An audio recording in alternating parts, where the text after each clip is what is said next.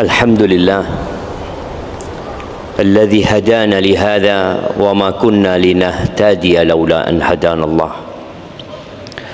Segala puji bagi Allah Jalla Jalaluh yang telah memberikan hidayahnya kepada kita, yang kalau bukan karena karunia Allah kepada kita, kita nggak akan meniti jalan kebenaran dan kebaikan ini. Maka hendaklah kita senantiasa bersyukur atas nikmat yang Allah berikan, mengakui dengan hati, memuji dengan lisan, dan menggunakan raga kita dalam ketaatan kepada Allah Azza wa Jalla. Allahumma salli wa sallim ala abdika wa rasulika sayyidina wa maulana Muhammadin wa ala alihi wa ashabihi ajma'in. Amma ba'd. Jamaah rahimakumullah, salah satu yang menjadi konsen dunia sekarang adalah masalah kesehatan mental. Banyak orang-orang nggak tenang hidupnya, nggak tentram, padahal segala fasilitas sudah dibuat oleh manusia dalam rangka membuat manusia itu nyaman. Ternyata yang menyebabkan manusia kehilangan ketenangan dan ketentraman itu dua hal. Yang pertama, karena begadang. Mereka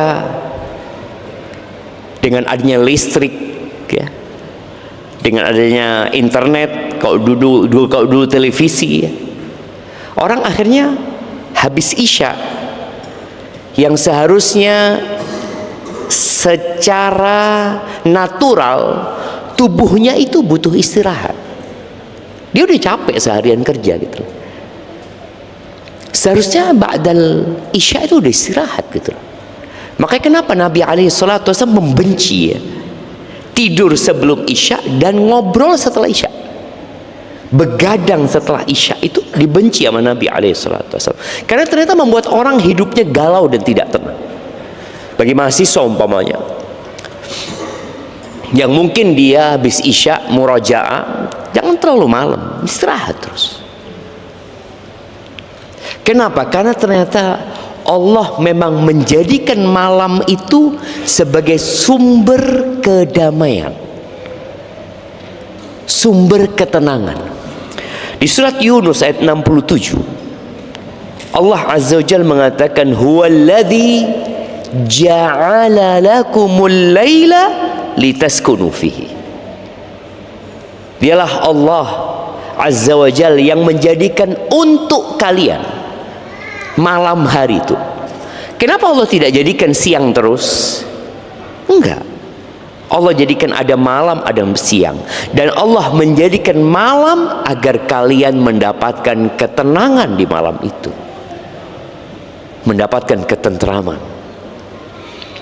Wan nahara mubsira, sedangkan siang hari terang beneran, kalian bisa melihat untuk bekerja dan berusaha. Makanya malam hari ini adalah sumber ketenangan. Tapi dengan adanya teknologi, adanya fasilitas-fasilitas listrik ini, kalau kita bicara listrik ini nikmat, tapi ternyata juga merebut nikmat. Dia nikmat yang merampok nikmat. Yang seharusnya untuk mendapatkan kedamaian, ternyata tidak lagi dengan adanya listrik. Alhamdulillah kita bisa nih kajian malam dengan adanya listrik, kita bisa berbicara dengan mikrofon. Tapi seharusnya kita memanfaatkan itu teknologi, jangan sampai merampok ketenangan dan kedamaian kita. Yang kedua, yang menyebabkan manusia itu kehilangan kedamaian dan ketentraman adalah sering keluar rumah, ngelayap. Apalagi ngelayapnya bukan dalam rangka bekerja. Siang tadi oke, ngelayap enggak, bahkan memang disuruh kita berusaha bekerja, Antum lihat burung. Kenapa hidupnya burung sampai hari ini masih tenang, jemaah? Burung itu tenang, maghrib sudah, tahu-tahu dia cari tempat berlindung ya. Subuh rame dia, jemaah. Seger badan. Allah Azza wa Jalla berfirman di surat An-Nahl ayat 80. Allah mengatakan, wallah ja'ala lakum min buyutikum sakana. Dan dialah Allah Azza wa Jalla yang menjadikan bagimu, sama tadi, Allah menciptakan malam itu untuk kalian, kata Allah. Tidak ada satupun ciptaan Allah yang manfaatnya kembali kepada Allah, nggak ada. Allah menciptakan segalanya untuk manusia. Allah jadikan rumah-rumah kalian apa? Sakanan, tempat tinggal. Sakan itu dari asal kata sukun, tenang ya, lawan dari gerak. Dan di masa sekarang ini orang itu begadang dalam rumah apa keluar rumah? Keluar rumah. Antum lihat kafe-kafe dibuat, restoran-restoran dibuat, dan ternyata memang makan besar itu siang apa malam? Malam. Orang bikin malam. Padahal sampai ada orang Arab yang mengatakan, aftir iftar al-muluk, kata dia, engkau kalau mau sarapan-sarapan seperti raja, makan yang semua engkau makan sudah. Kenapa? Karena engkau mau kerja, engkau butuh energi. Kalau makan siang, tagadda ghida al-aghniya atau ghada al-aghniya, engkau makan siang itu ya makan siangnya orang kaya, karena masih mau lanjut kerja. Tapi kalau makan malam, ta'asya asya al-fuqara, engkau kalau mau makan malam seperti orang fakir. Kenapa? Karena engkau mau tidur, engkau mau istirahat. Tapi ternyata sekarang gaya hidup manusia itulah yang menyebabkan mereka kehilangan yang namanya ketentraman dalam hidup mereka.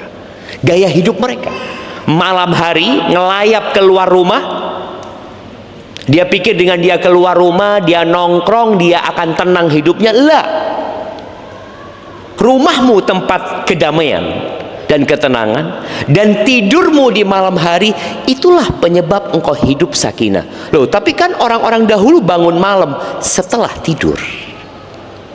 Iya, Allah katakan kanu qalilan minal laili ma yahja'un. Mereka sedikit tidurnya di malam hari, tapi habis isya mereka tidur. Maka ingat kisah Salman Al-Farisi bersama Abu Darda.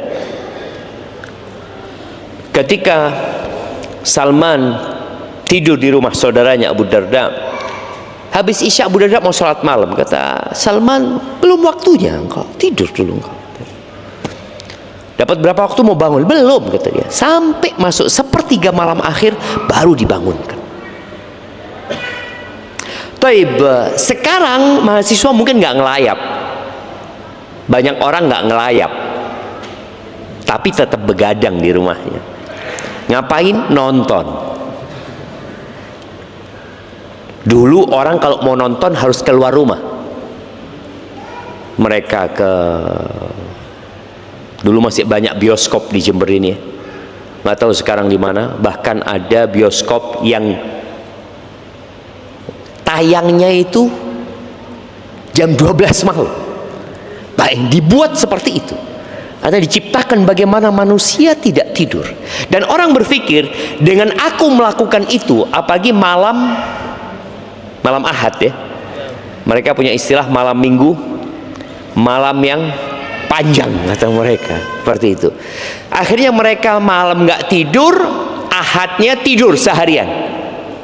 Apakah mereka mendapatkan ketenangan? Tidak, jemaah.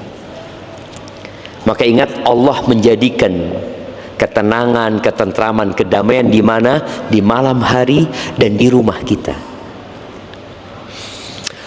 Baik, nggak semua rumah enak. Nanti kita akan bicarakan bagaimana menjadikan rumah kita itu nyaman ya. Anak akan lanjutkan membaca surat An-Nahl ayat 80 ini. ketika Allah menyebutkan nikmat yang Dia berikan kepada kita agar kita bersyukur atas nikmat itu. Wallahu ja'ala lakum min buyutikum sakana. Allah jadikan bagimu rumah-rumahmu itu sebagai tempat tinggal, tempat kedamaian, ya. Makanya asrama mahasiswa disebut apa? Sakan, ya. Jadi kalau antum melihat asrama, ya Allah, tenang gitu ya. Tenang nggak? Aduh, masuk asrama lagi gitu. Ada sebagian orang yang ternyata asramanya, tempat tinggalnya tidak menjadikan ketenangan buat dia. Wa ja'ala lakum min juludil an'ami buyutan. Dan Allah menjadikan bagi kalian dari kulit binatang ternak kalian itu rumah. Allah menyebutkan hal ini karena insya Allah sampai hari ini dan mungkin nanti sampai kapan, manusia terbagi menjadi dua.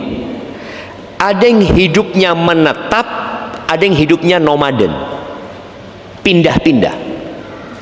Sampai hari ini pun masih ada orang yang hidupnya pindah-pindah mengikuti curah hujan dan rumput untuk ternak mereka. Mereka pindah dari satu tempat ke tempat lainnya. Terus bagaimana rumah mereka? Allah sebutkan, rumahnya tenda. Jadi tenda itu pun tetap rumah. Terbuat dari apa tendanya waktu itu? Dari kulit binatang atau bulunya binatang. Allah sebutkan tastakhifunaha yauma dha'nikum wa yauma iqamatikum. Yang kamu merasa ringan membawanya ketika harus berpergian, ketika harus menetap.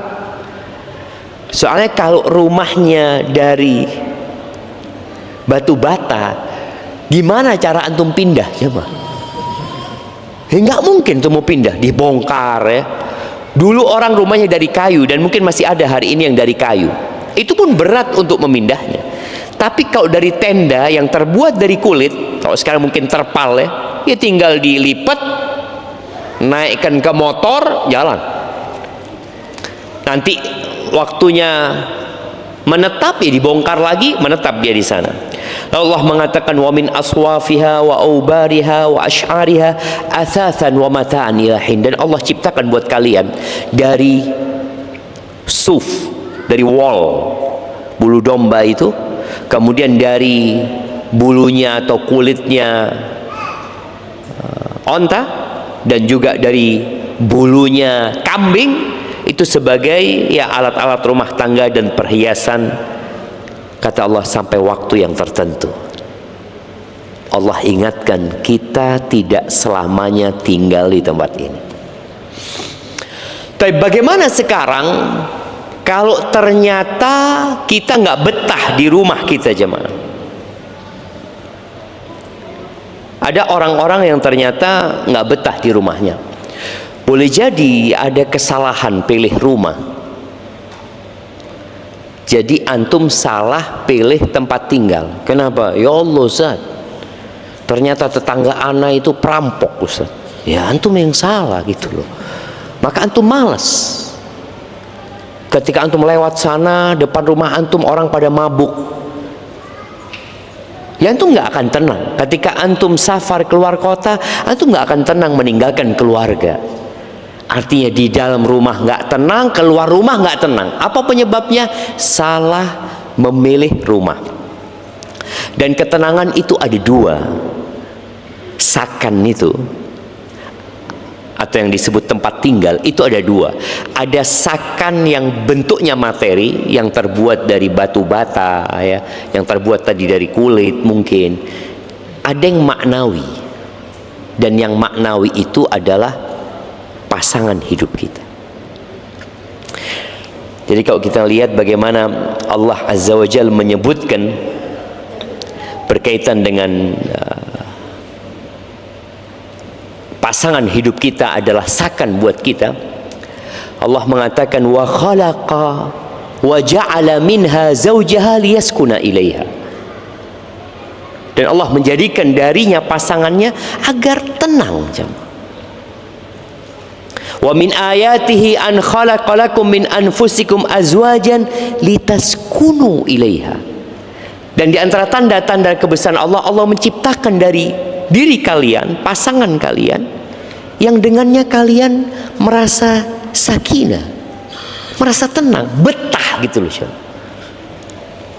Maka ini yang perlu menjadi perbincangan kita. Bagaimana afwan tadi yang di surat Al-A'raf ya, ayat 189 Allah mengatakan wa khalaqa minha zaujaha liyaskuna ilaiha.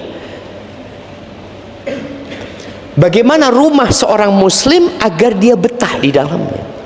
Terus terang ada orang-orang yang nggak betah, baik disebabkan tetangganya, baik disebabkan karena bentuk rumahnya mungkin yang tidak nyaman, atau boleh jadi karena isi rumahnya.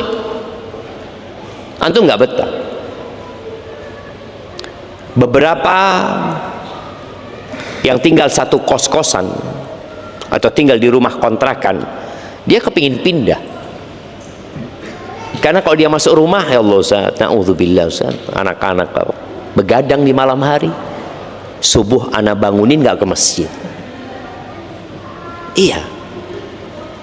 Mungkin yang tinggal di Robbani ini juga merasa, anak ini juga melihat sih, ada kawan-kawan satu kontrakan yang nggak pernah kelihatan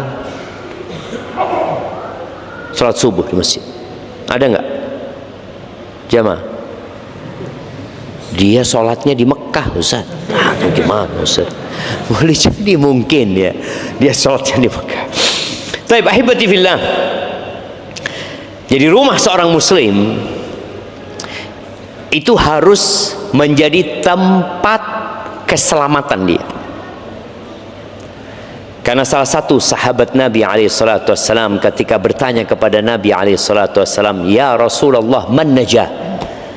Kalau nggak salah Uqbah bin Amir ya, dia bertanya, bagaimana caranya kita selamat ketika banyak fitnah, ketika banyak godaan? Bagaimana cara kita selamat? Nabi SAW mengatakan, waliyasa'ka baituka, amsik alaika lisanaka waliyasa'ka baituka wabki ala khati'atika. Kalau kau ingin selamat, jaga lisanmu. Sekarang orang jaga lisannya tapi nggak jaga tulisannya. Komentar aja, setiap ada apa dia ikut komentar. Jaga lisannya. Wallahi, sebelum antum membuat sebuah komen atau berbicara, maka pikirkan terlebih dahulu. Banyak orang nggak selamat gara-gara lisannya, dan banyak orang hidup menderita di dunia dan di neraka gara-gara lisan. Yang kedua, waliyasa'ka baituka, hendaklah kau mencukupkan diri dengan rumahmu. Nggak usah ngelayap gitu. Cuma ada orang ngelayap dalam rumahnya kemana-mana. Maka tadi habis isya antum matikan handphone. Udah selesai. Yang ketiga, wabki ala khati'atika, tangisi dosa-dosamu. Nggak usah sibuk dengan kesalahan orang. Kita tuh kadang-kadang sibuk dengan aibnya fulan, dengan kesalahannya fulan. Loh, kau itu siapa? Kau ingin selamat enggak? Kalau orang-orang itu dengan dosa-dosanya masuk neraka, engkau pun akan masuk neraka dengan dosa-dosamu nantinya. Engkau nggak akan ditanya tentang dosa-dosa mereka. Kenapa engkau sibuk dengan dosa-dosa orang? Maka hal ini pula yang menyebabkan orang tadi nggak tenang hidupnya, karena sibuk dengan dosanya orang lain. Baik, ahibati fillah, di antara sebab orang betah di rumah itu, yang pertama ya, yang menyebabkan orang itu bisa betah di rumahnya, kalau antum masih bujangan yang ayah antum ciptakan sendiri, itu ketenangan dan kedamaian supaya antum betah. Siapa yang sampai mati ingin membujang? Angkat tangan jemaah. Insya Allah nggak ada kan? Nggak ada. Walaupun ada mungkin yang menunda pernikahan mereka karena khawatir dengan ya tidak mendapatkan kedamaian dan ketenangan dalam rumahnya nantinya. Jadi yang pertama, rumah kita itu harus diisi dengan cinta. diisi dengan kasih sayang, diisi dengan kelembutan dan saling menghormati.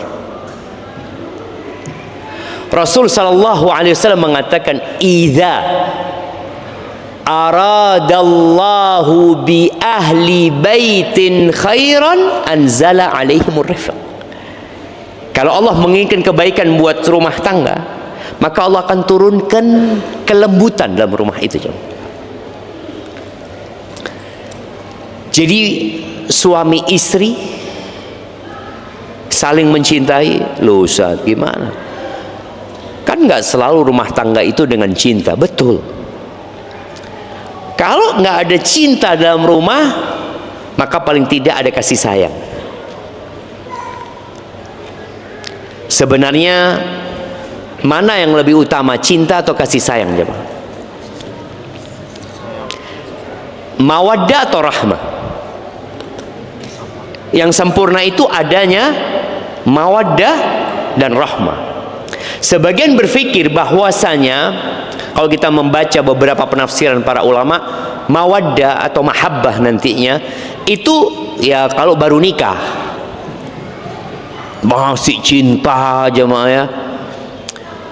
Terus kalau sudah tua, cintanya berkurang. Yang ada rahmah. Rahmah itu kesian. Iya, rahmat itu kesian jemaah. Kesian. Ya kita menyayangi, namanya kucing, kadang-kadang kita sayang. Kita kesian sama kucing itu. Bukan cinta. Tapi ternyata nggak seperti itu. Rasulullah sallallahu alaihi wasallam, beliau menikah sama Khadijah dalam umur yang sudah sepuh. Khadijah udah tua, 40 tahun, dan meninggal dalam umur tua juga, 65 tahun. Tapi Nabi alaihi salatu wasallam setelah ditinggal mati oleh Khadijah, beliau menikah dengan gadis dan janda-janda muda. Ada yang tua, tapi kebanyakan muda. Apakah kemudian cintanya beliau kepada Khadijah hilang? Enggak. Beliau mengatakan, inni ruziqtu hubbah. Aku tuh dikasih rizki cinta sama Khadijah. Cinta siapa? Artinya sampai tua pun cinta itu bisa dijaga. Maka ketika ada cinta dalam rumah, ya itu hal yang diharapkan jemaah ya. Tapi ketika nggak ada cinta, ya paling tidak ada kasih sayang. Yang dari kasih sayang itu muncul kelembutan. Hasan al-Basri ketika ditanya ya, banyak orang-orang melamar putriku, siapa yang aku jadikan menantuku gitu loh. Kata Hasan Basri, la tuzawwij ibnataka illa min taqi. Jangan engkau menikahkan putrimu kecuali dengan orang yang bertakwa. Illa min taqi. Kenapa? In ahabbaha akramaha wa in lam yuhibbaha lam yadhlimha. Kalau orang itu cinta sama anakmu, maka dia akan memuliakan anakmu. Tapi kalau dia nggak cinta sama putrimu, dia tidak akan menzalimi putrimu. Karena dia takut sama Allah. Dia punya takwa tadi. Maka ingat, al-kalimatut thayyibah shadaqah. Kata-kata yang baik itu sedekah. Jadi kalau di dalam rumah itu sang istri menghormati suaminya, sang suami menyayangi istrinya, maka insya Allah suami akan betah dan istri akan betah. Betapa banyak istri yang tidak betah di rumahnya sendiri. Istri ini suaminya pergi kerja, dia pergi juga. Kemana? Wallahu a'lam sudah. Mungkin dia janjian sama kawannya, jalan-jalan kemana. Kenapa? Karena di rumahnya dia tidak dapat menciptakan itu kedamaian dan ketenangan. Dia sendiri nggak betah. betah, bagaimana suamimu akan betah kalau engkau sendiri nggak betah? Kemudian ketika suaminya habis maghrib keluar, kemana bang? Kajian. Masya Allah. Habis isya kok belum pulang? Ya lanjut tanya jawab. Di mana? Di kafe. Lanjut tanya jawab di kafe. Jadi ketika tidak ada kata-kata yang menyenangkan, maka hal itu ya akan menyebabkan nggak betah orang-orang. Anak-anak pun nggak betah di rumah. Anak-anak nggak betah, orang tua nggak betah. Maka tolong hadirkan cinta dan saling menghormati. Tapi yang kedua, keamanan emosional dan material. Subhanallah, syama. Orang kalau merasa aman di rumah itu, maka dia nggak akan sering keluar rumah. Antum tahu ketika Aisyah radhiyallahu anha cerita tentang 11 wanita itu, kemudian cerita tentang Ummu Zara yang ke-11. Ummu Zara cerita, aku kalau ngomong di rumah nggak pernah dijelek-jelekin sama suamiku, nggak pernah. Sedangkan di antara 11 itu ada istri-istri yang kalau ngomong diceraikan sama istrinya, sama suaminya. Ngomong diceraikan. Kalau nggak ngomong digantung. Nah, jadi tidak mendapatkan keamanan emosional istrinya. Dia nggak nyaman gitu loh. Aku ini gimana sih? Ngomong nggak enak. Selalu salah. Kan ada istri nggak ngomong selalu salah. Tapi jangan lupa, istri juga harus membuat suaminya merasa aman secara emosional. Salah satu yang menyebabkan suami tidak merasa aman itu, setiap datang ditanya dari mana. Yang belum nikah antum nggak tahu ya, pertanyaan dari mana itu pertanyaan yang membuat antum tidak aman gitu loh. Antum seakan-akan mau disidang nih. Dari mana? Ya, masuk kamar situ. Mau disidang. Iya, ada pertanyaan-pertanyaan yang membuat keamanan emosional itu nggak dapat. Oke, kadangkala nggak ditanya dari mana, dibiarin sama istrinya, dilihat, dipandang, gitu. Assalamualaikum, waalaikumsalam. Itu sudah pandangan istri kepada suami. Itu membuat suami merasa nggak aman. Ketika dia lihat istrinya kayak gitu, mungkin dia keluar lagi lah. Anasan ke warung sebelah, datang tersenyum langsung. Bapak mau apa? Insya Allah. Maka ini harus dihadirkan supaya para suami betah di rumah. Dia tahu kalau aku datang ke rumah nggak ada pertanyaan-pertanyaan yang menyudutkan. Pertanyaan-pertanyaan seperti KPK yang sedang melakukan penyidikan kepada seorang. Enggak. Rasul SAW bagaimana beliau ketika turun dari gua Hira, kemana beliau pergi? Kemana beliau pergi? Ke rumahnya. Karena tahu di situ ada keamanan emosional. Di situ ada ketenangan. Di situ ada kedamaian. Beliau masuk rumah nggak ditanya. Ditanya sama Khadijah, la. Beliau datang masuk ke rumahnya mengatakan zamiluni, zamiluni, selimuti aku, selimuti aku. Apa yang dilakukan oleh Khadijah? Tidak bertanya tapi berbuat. Inilah yang menyebabkan rumah itu menjadi tempat kedamaian.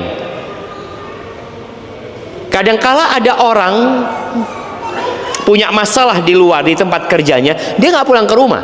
Kenapa? Tambah ruwet tuh, tambah ruwet. Dan berapa banyak istri yang hidupnya menderita gara-gara ikut campur urusan suaminya yang tidak ada hubungannya sama dia.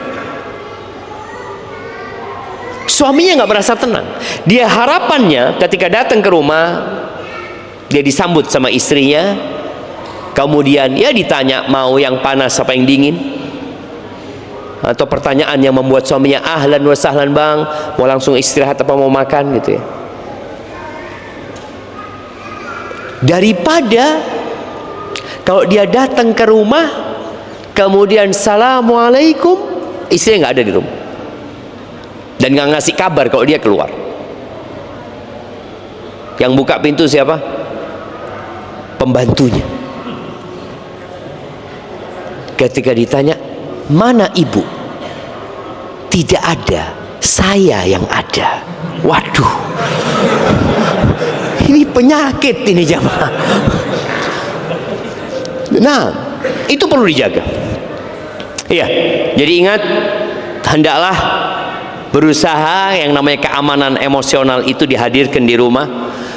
Kalau suami cerita, dengarkan. Kalau suami nggak cerita, nggak usah dipaksa. Ayolah bang, cerita bang, ana lihat abang ada masalah nih. Ayo, insya Allah ada solusi. Lihat istri ada solusi, tambah ruwet nanti dengan istri. Nah, jangan. Khadijah radhiyallahu anha diam. Dan ketika Nabi berbicara, baru dia berbicara. Dan pembicaraan dia membuat Nabi nyaman. Ketika Nabi bercerita, telah datang kepadaku makhluk yang mendekapku, kemudian menyuruhku membaca. Aku kata, aku nggak bisa membaca, aku didekap lagi, dilepas seperti itu. Aku takut, kata Nabi. Khadijah hadir mengatakan, kalla wallahi la yukhzikallah abada. Demi Allah, sekali-kali nggak mungkin Allah menghinakanmu. Kenapa? Engkau orang baik. Mulai disebutkan kebaikan-kebaikan suaminya. Dan menyebutkan kebaikan suami itu juga membuat suami betah di rumah. Kebanyakan perempuan yang diingat kebaikan suami apa keburukan suami? Keburukan ya, Masya Allah. Betul Bapak. Keburukan. Sahih. Nggak ada keamanan dan kenyamanan akhirnya. Terus diingat, bang, engkau kayak gini loh bang, engkau kayak gini loh bang, engkau kayak gini terus dia mengatakan, iya memang aku ini nggak punya kebaikan. Ya adalah kebaikanmu, tapi terlupakan dengan kesalahanmu.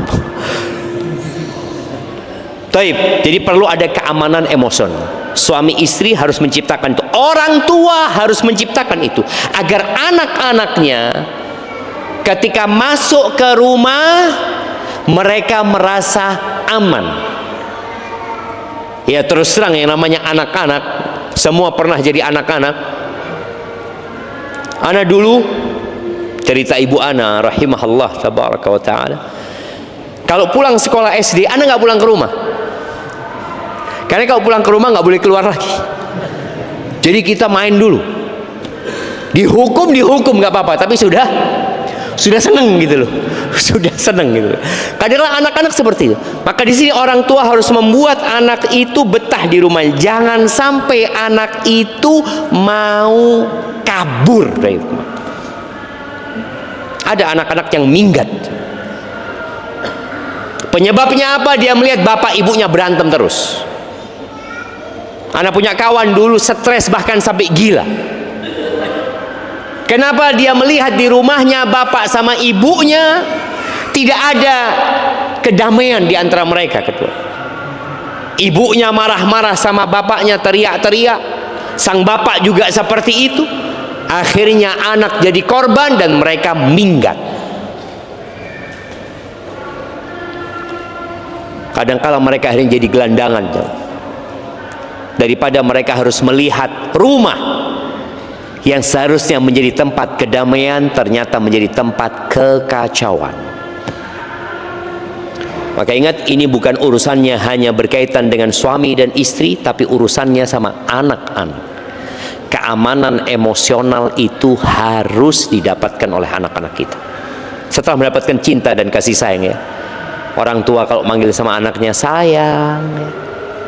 Kemudian bagaimana Nabi SAW membuat Fatimah itu betah di rumah abahnya.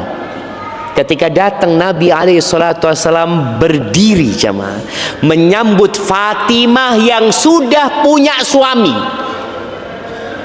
Fatimah sudah punya suami. Itu ketika datang Nabi SAW berdiri menyambut dia, dikecup ini Fatimah, dipegang tangannya, didudukkan di tempat duduknya Rasulullah SAW. Gimana nggak seneng nih orang dan betah di rumah orang tua, kakek nenek. Ada kakek nenek ini yang nggak suka sama anak-anak karena rumahnya ingin bersih terus ya mak. Kalau sudah datang cucunya berkerut jidatnya, ngomong sama anaknya, jangan lama-lama ya, jangan lama, baru nyampe jangan lama-lama.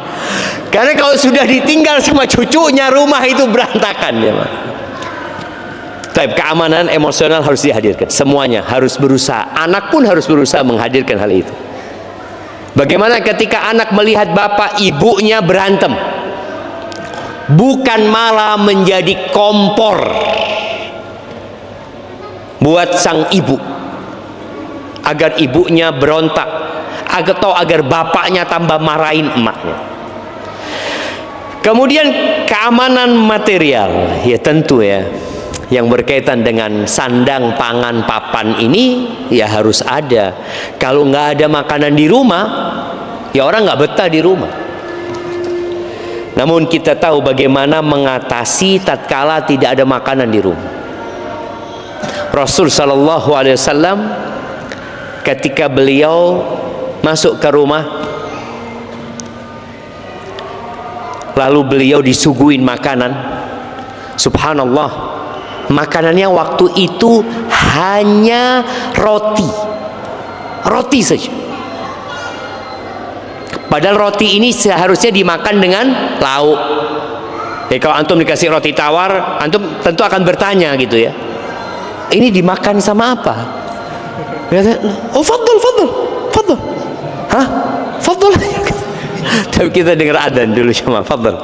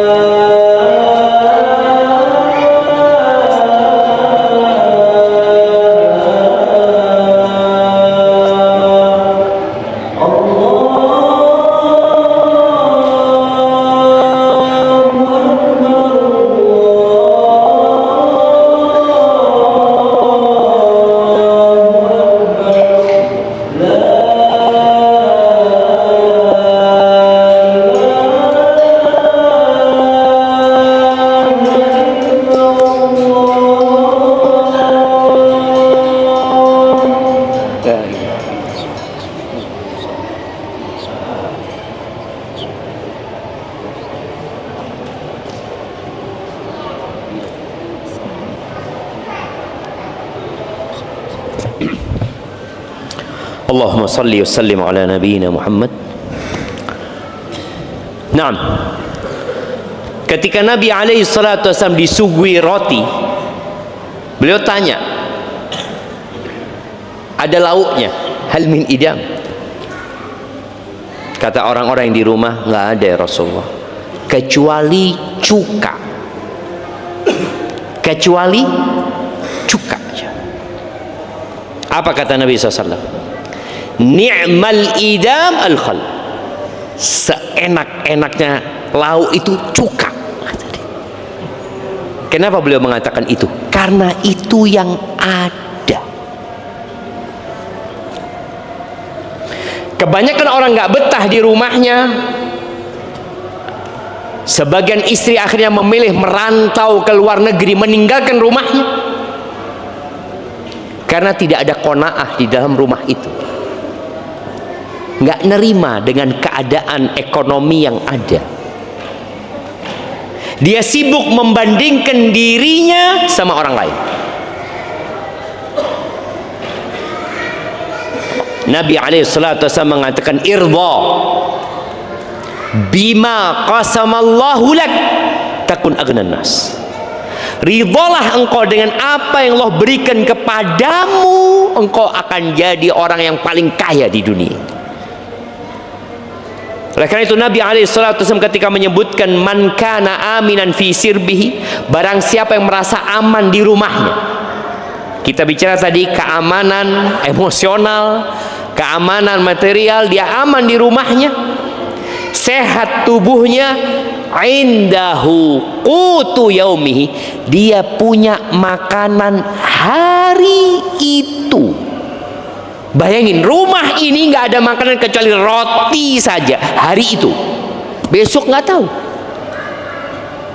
Tapi ternyata kata Nabi SAW, faka'annama hizat lahu dunya bihadzafiriha. Dunia dan isinya seakan-akan dihantarkan, dikumpulkan ke rumah orang ini. Coba. Maka tadi kita yang harus menciptakan rasa aman itu. Tidak semua beruntung dalam kehidupan ini.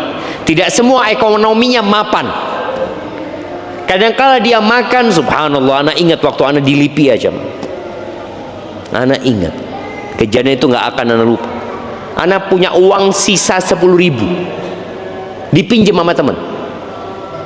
Katanya nanti siang mau datang, nggak datang dia cuma. Di rumah alhamdulillah ada nasi, ada nasi. Akhirnya anak makan nasi sama garam. Ya alhamdulillah. Kalau kita mikirkan, waduh enak makan itu, nggak kita makan jam, lapar gitu. Maka Nabi alaihissalatu wasallam mengajarkan kepada kita untuk menerima keadaan. Ketika antum makan nasi sama tempe, jangan mikir ayam.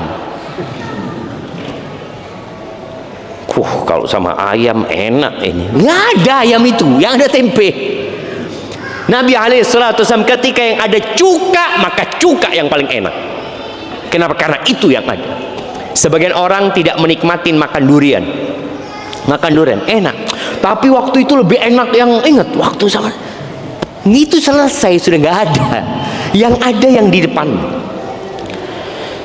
Jadi kalau ingin membandingkan hidupmu, bandingkan dengan yang di bawahmu, jangan dengan yang di atasmu. Kemudian yang ketiga, lingkungan rumah ya, yang tertata dan nyaman ya. Nggak harus rumah itu bagus. Makanya kadang-kala kita perlu belajar menata rumah supaya betah. Karena ada orang yang di rumahnya sendiri nggak betah. Ya Allah, sempit banget kata dia. Kenapa? Ini lemari 3 di kamar. Ada apa lemari 3? Ya ini baju, ini baju, ini baju. Ya Allah. Iya, ini baju waktu SMP masih ada. Ini waktu. Jangan. Maka usahakan kita menata rumah dengan baik. Yang tidak dibutuhkan dibagikan ke orang, bukan nambah barang. Udah rumahnya sempit malah nambah lemari. Makanya perlu kita mungkin manggil orang yang pinter tata ruang, karena ternyata ada sekolahnya jemaah. ada sekolahnya, ada tata kota, ada tata negara, ada tata ruang. Perlu kita tanya, ini gimana? Berapa banyak orang bikin rumah, apa istilahnya yang susah bernafas itu? Iya, karena ventilasi udaranya kurang. Antum bisa lihat ya, rumah orang dulu dan rumah orang sekarang. Rumah orang dulu itu banyak ventilasi udaranya, rumah orang sekarang enggak. Mungkin iya enggak, karena kita berpikir siapa tahu nanti pakai AC. Iya, kalau pakai AC tinggal ditutup itu. Tapi ini sudah bikin nggak pakai lubang angin. Kalau antum lihat dulu rumah orang dulu banyak lubang anginnya, coba. Yang menyebabkan tata ruang itu orang nyaman gitu loh. Dan orang kalau datang ke rumah antum, ya Allah, kok enak banget rumah antum ini. Bukan karena hiasannya, bukan karena banyaknya pernak-pernik di rumah itu, tapi karena tata ruangnya. Dan kemudian lingkungan rumah harus bersih. Ada sebuah hadis, yang hadis ini dhaif jiddan. Dhaif jiddan hadis ini, yang menyebutkan innallaha nadhifun yuhibbun nadhafah. Allah itu maha bersih dan cinta dengan kebersihan. Hadis ini diriwayatkan oleh Imam Tirmidzi dan hadis ini dhaif jiddan. Tapi secara makna sahih. Bagaimana Nabi alaihissalatu wasallam memerintahkan sahabatnya untuk menjaga kebersihan masjid dan kesuciannya.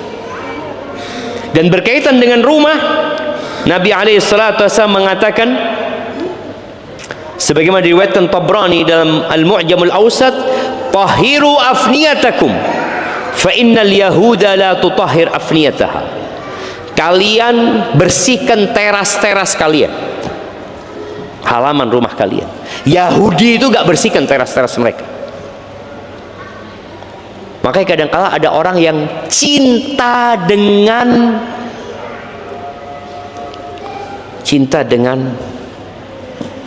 numpuk barang. Iya. Beli minuman, botolnya disimpan terus. Oke, disimpan, mau dibuat apa? Kalau mau dibagikan ke orang atau mau disodakohkan, ya fadhol. Tapi kalau enggak, ya sudah. Bagaimana engkau berlepas diri dari hal-hal yang tidak berguna? Kayu-kayu umpamanya, bekas bangunan, besi-besi, numpuk. Ada orang yang suka seperti itu. Dia lihat, Masya Allah. Kenapa? Seneng anak lihat ini, ya. Yang kau seneng, yang lainnya sumpah, gitu. Seperti itu. Maka tolong kalau ingin bikin rumah itu orang betah di dalamnya, jaga kebersihan tata ruangnya, dan anak-anak juga diajari bagaimana mereka merapikan barang-barang mereka ketika mereka selesai bermain. Kemudian perlu ada yang keempat, kebersamaan dan komunikasi, khususnya ketika makan. Rasul sallallahu alaihi wasallam menjadikan makan itu tempat berkomunikasi, ngobrol sama istrinya, ngobrol sama sahabatnya. Dan kalau ada yang menikah sama janda punya anak, jangan cuma mau sama emaknya. Lu kan ini tanggung jawab bapaknya, Ustaz. Iya, tapi ketika engkau tinggal di rumah itu, engkau berada di rumah itu, perhatikan anak-anak yang ada di rumah itu. Rasulullah sallallahu alaihi wasallam menikah dengan Ummu Salamah, dan Ummu Salamah punya anak 3. Ketika Nabi melamar Ummu Salamah radhiyallahu anha, kata Ummu Salamah, ya Rasulullah, ini dzatu iyal, aku banyak anaknya, aja aku nggak akan bisa berkhidmat kepadamu secara maksimal. Kata Nabi SAW, anak-anakmu kita gabungkan menjadi keluarga kita, kata Nabi SAW. Maka Rasulullah SAW makan bareng sama anak-anaknya Ummu Salamah. Kebersamaan itu harus diciptakan, dipaksa. Jadi orang tua dalam memaksa kepada istrinya, enggak, aku mau makan malam bareng sama anak-anak. Kalau memang dia pulangnya telat, kalau siang mungkin nggak bisa, adalah waktu dia makan bersama, bukan makan sendiri-sendiri. Karena kebersamaan menciptakan anak-anak itu jadi kangen gitu loh. Kapan kita makan bareng lagi gitu. Tapi jangan sampai waktu makan itu waktu untuk memberikan teguran. Kata kepala sekolah, kamu ini, waduh, anak tuh paling takut sama makan bareng. Aduh, makan bersama lagi, jangan. Jadi ada waktu sendiri untuk memberikan teguran. Kemudian kalau bicara aspek agama dan spiritual ya, yang harus dihadirkan di rumah kita, zikrullah, baca Quran. Kata Nabi SAW, la taj'alu buyutakum qubura, jangan jadikan rumah kalian kuburan.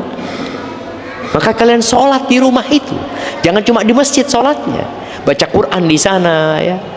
Ada mungkin tadarus ya, kemudian yang menyebabkan rumah itu juga menjadi tempat kedamaian dan ketenangan ya.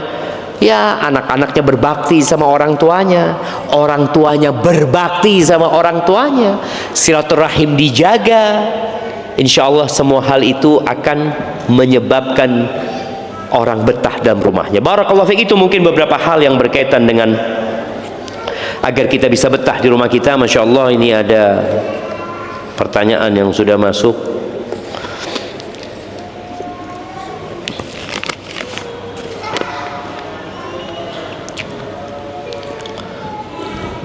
Izin bertanya Ustaz, Assalamualaikum WRWB.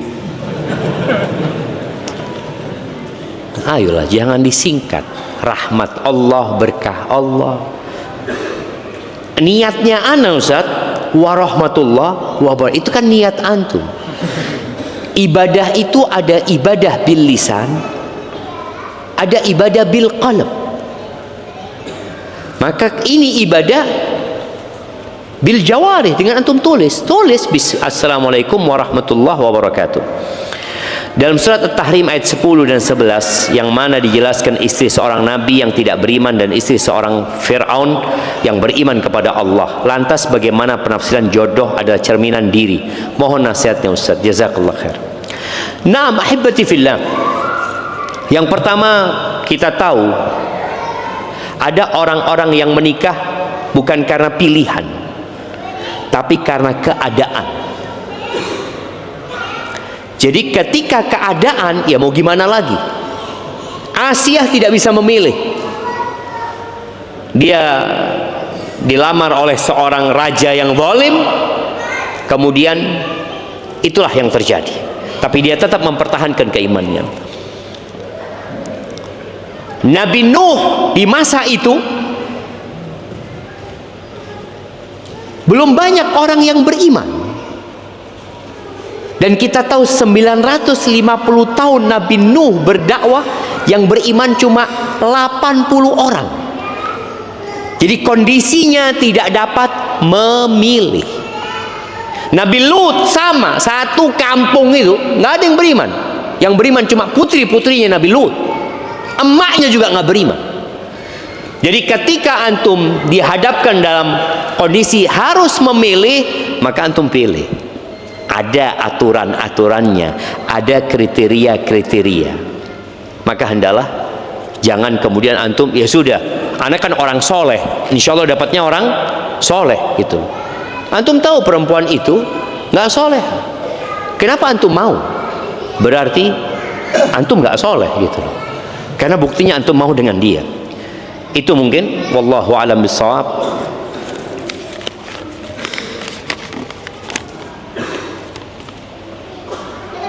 Assalamualaikum Ustaz. Izin bertanya, apakah seorang wanita itu boleh sering keluar rumah dengan mahramnya meskipun bukan untuk kepentingan yang urgen? Allah mengatakan kepada para wanita, waqarna fi buyutikun, tinggallah kalian di rumah-rumah kalian. Jadi perintah Allah itu wanita tinggal di rumahnya. Kalau harus keluar, maka keluarlah karena ada keperluan. Sampai ke masjid pun boleh perempuan ke masjid. Dan suami nggak boleh melarang. Tapi tetap ada arahan, rumahmu lebih baik. Kalau harus keluar, Allah buat aturan, wala tabarrajna tabarrujal jahiliyatil ula. Jangan bertabarruj seperti orang-orang jahiliyah ya, yang bersolek ya. Akhirnya keluar rumah kadangkala hanya untuk menunjukkan apa istilahnya sekarang, outfit ya, ingin pamer, jangan. Makanya perempuan tetap lebih baik di dalam rumah. Kalau tadi Anda sampaikan, kalau istri nggak betah di rumah, apalagi suaminya nanti. Maka nanti bagaimana menciptakan rumah itu jadi tempat yang nanti betah di dalam sana. Lalu bicara belanja, alhamdulillah sekarang belanja bisa online. Belanja juga ada orang yang mungkin keliling ya. Kalau bisa seperti itu alhamdulillah, kalau nggak bisa ya ke pasar nggak apa-apa. Tapi selesai pulang ke rumahnya. Karena ada yang niatnya bukan untuk belanja tapi untuk lihat-lihat.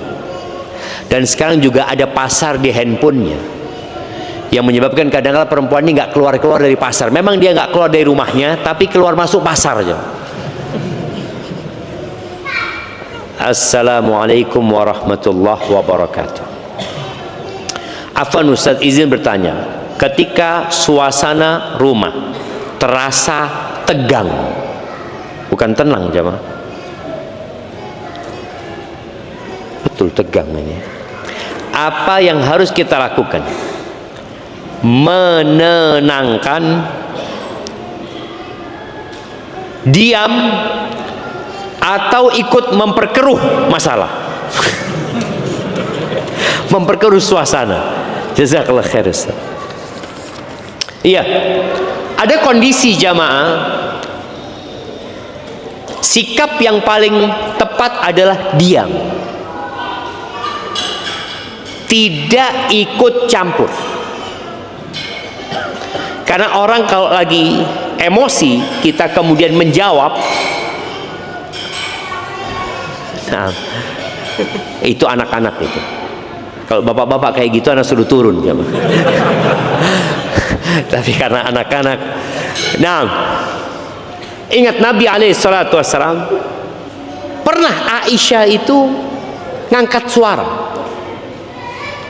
Apakah kemudian Nabi SAW menegur Aisyah? La. Beliau diam.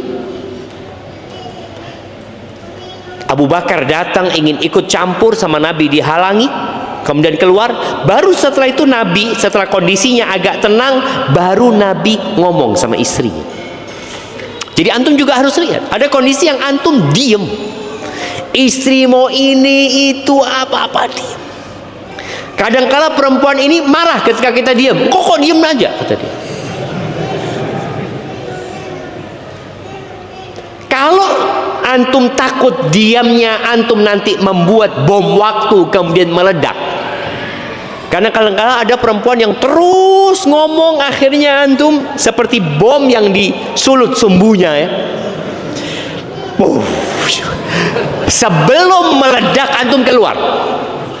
Dan boleh jadi ada istri yang nggak ridho, antum jangan keluar, selesaikan dulu. Selesainya apa? Cerai selesainya gitu. Enggak keluar. Jadi ada kondisi yang antum harus. Nah, bagaimana kalau ini anak? Kalau tadi kan suami istri. Istri juga sama. Ketika suami sedang marah, jangan dijawab. Diam. Api itu kalau nggak dikasih kayu bakar, mati.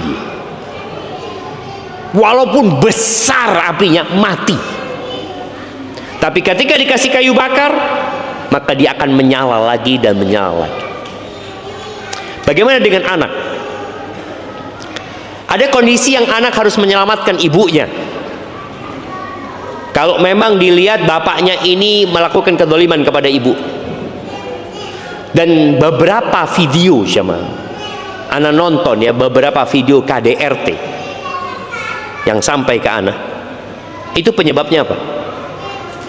Sang istri membantah. Sang istri nggak kuat dengan omongan suaminya atau dengan tindakan suaminya, kemudian dia melawan. Yang ada KDRT.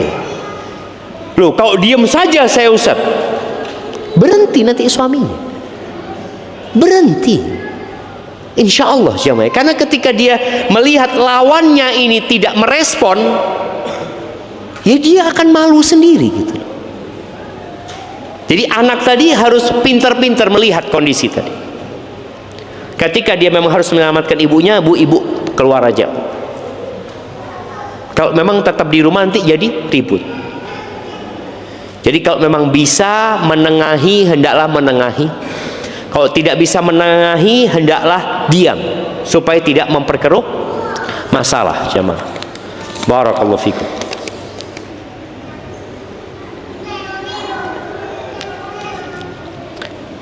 Izin bertanya Ustaz, saya laki-laki, apakah diperbolehkan mendengarkan murattal Quran yang pembacanya adalah perempuan? Saya begitu menikmatinya. Waduh, bahaya nih, sehingga di saat lelah saya sering meresapi bacaannya, bahkan murattalnya sampai saya jadikan alarm karena begitu indahnya. Saya masih lajang. Jadi setiap mendengarnya saya berharap semoga Allah pilihkan pasangan yang soleha buat saya, yang syahdu melantunkan Al-Quran dan menenangkan hati lelakinya. Nanti kalau antum sudah menikah sama dia, antum kayaknya nggak akan mendengarkan bacaannya dia.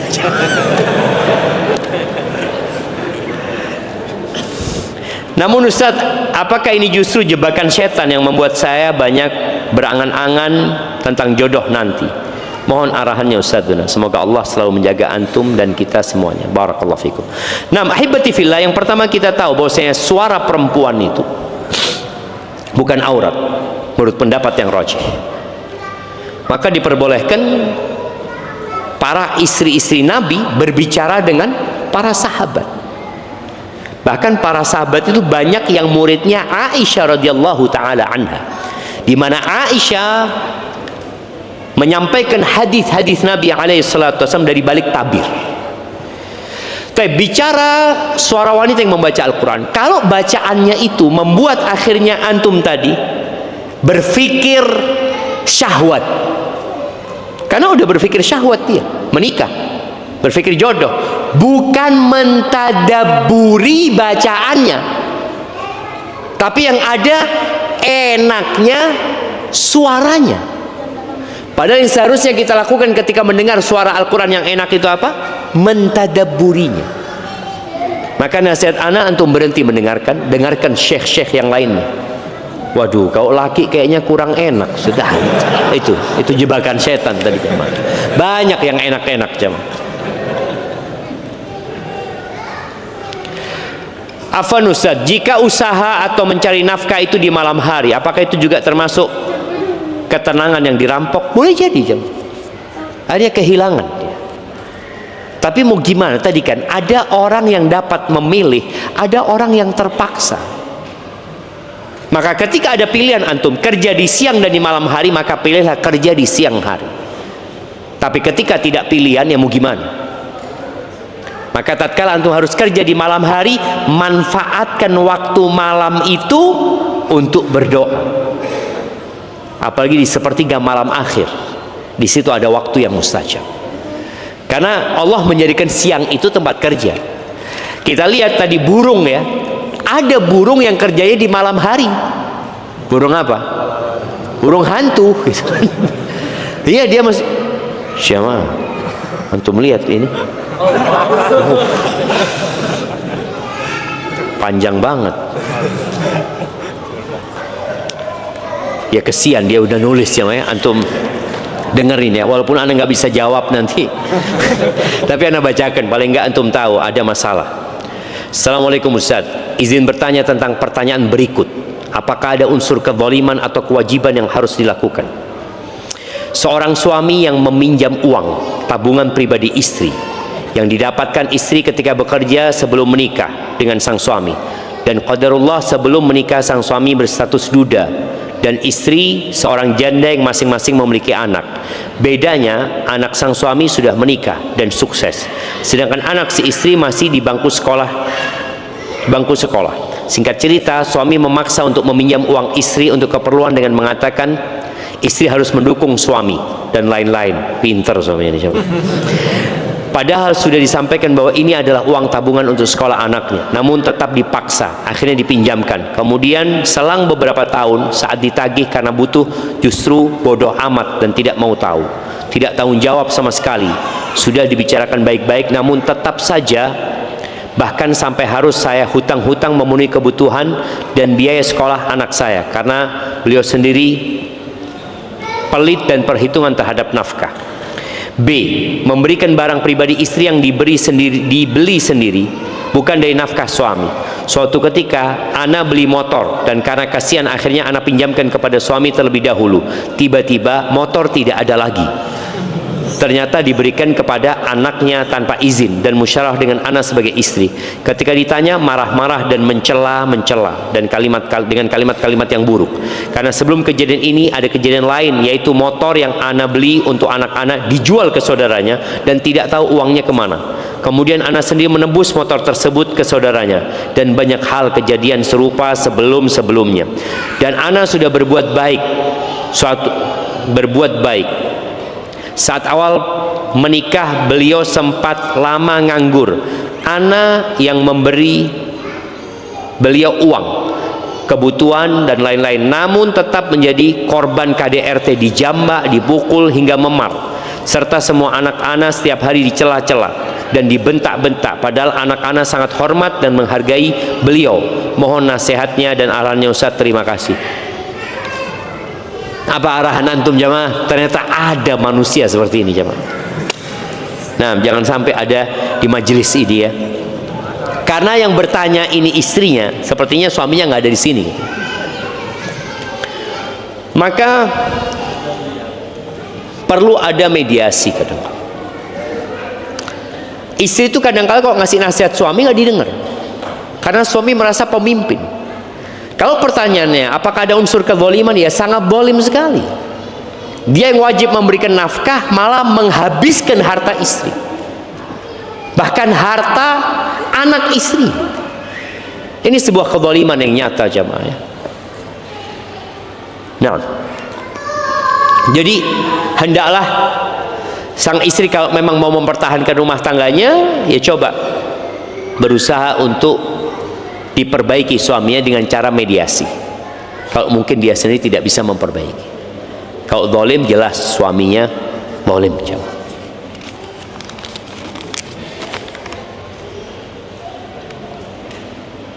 Oh, ini sudah terakhir jemaah ya.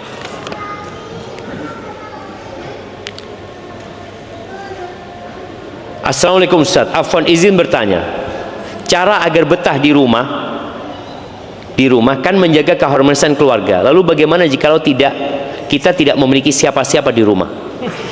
Karena faktor itu saya tidak betah di rumah. Ya antum cari yang bisa nemenin antum di rumah gitu loh. Kan gitu. Ya, dan memang ada larangan dari Nabi SAW untuk bermalam di rumah sendirian. Maka nasihat ana tadi, kalau bisa jangan sendirian, cari kawan. Kalaupun antum bujangan, lu tinggal di rumah kontrakan, tinggal di kos-kosan, ya kalau bisa jangan sendirian, bersama kawan-kawan ya. Ada teman untuk mengingatkan, ada teman untuk berdiskusi, ada banyak hal yang bisa dikerjakan coba. Jadi usahakan tidak tinggal sendirian dan ciptakan yang namanya keharmonisan buat diri antum sama Allah Azza wa Jal. Tadi habis isya tidur, antum nggak bisa tidur udah dengarkan kajian atau apa, karena biasanya kalau antum dengarkan hal-hal yang baik, setannya itu nggak suka, dia akan bikin antum ngantuk jemaah. Tapi kalau antum nonton, wallah sampai pagi nggak ngantuk antum. Wawadal nggak minum kopi wala apa, tapi nggak ngantuk gitu jemaah. Maka itu mungkin perlu dilakukan dan terus berdoa ya, memohon kepada Allah agar Allah turunkan sakinah dalam rumah tangga kita, dalam rumah kita, karena memang yang memiliki sakinah adalah Allah Azza wa Jal. Huwallazi anzala sakinata fi qulubil mu'minin ya. Itu yang dapat Anda sampaikan. Subhanakallahumma bihamdika asyhadu an la ilaha illa anta astaghfiruka wa atubu ilaik. Assalamualaikum warahmatullahi wabarakatuh.